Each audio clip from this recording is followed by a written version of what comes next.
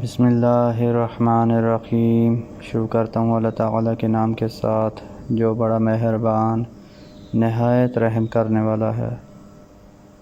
حضرت عبداللہ بن مسعود رضی اللہ عنہ کہتے ہیں کہ رسول اللہ صلی اللہ علیہ وآلہ وسلم نے فرمایا، جب بائع اور مشتری میں اختلاف ہو جائے تو بات بائع کی مانی جائے گی اور مشتری کو اختیار ہوگا۔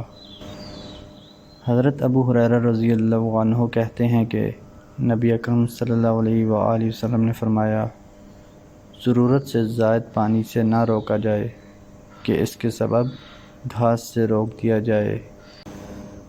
رافع بن خدیج رضی اللہ عنہ کہتے ہیں کہ رسول اللہ صلی اللہ علیہ وآلہ وسلم نے فرمایا، پچ نہ لگانے والے کی کمائی خبیث یعنی گھٹیا ہے، زانیہ کی اجرت ناپاک ہے اور کتے کی قیمت ناپاک ہے۔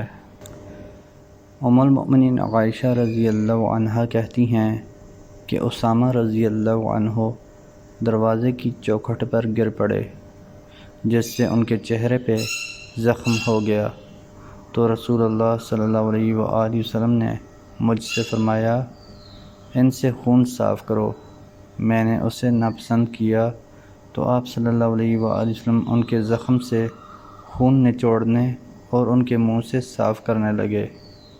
پھر آپ صلی اللہ علیہ وآلہ وسلم نے فرمایا، اگر اسامہ لڑکی ہوتا تو میں اسے زیورات اور کپڑوں سے اس طرح سنوارتا کہ اس کا چرچا ہونے لگتا۔ ابو روحم کہتے ہیں کہ رسول اللہ صلی اللہ علیہ وآلہ وسلم نے فرمایا، سب سے بہتر سفارش یہ ہے کہ مرد اور عورت کے نکاح کی سفارش کی جائے۔